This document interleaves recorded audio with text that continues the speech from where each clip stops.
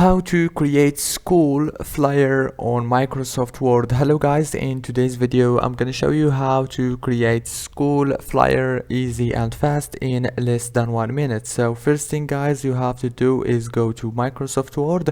This is the home page as you can see right here. Now all what you have to do is go to the top and click on the flyers option here.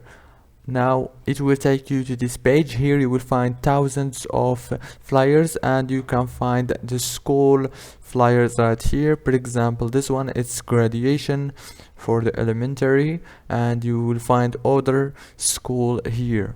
And after you find the one that you want, you can search also for school and you will find some good designs.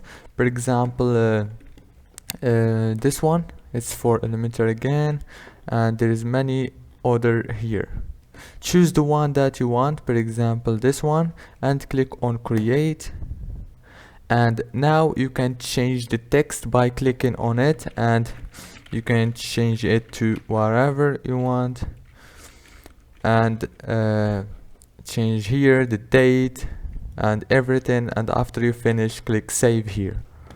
It's very easy to edit, don't worry, just try and I'm sure you will did it. Don't forget to like and subscribe, and thank you so much for watching this video until the end.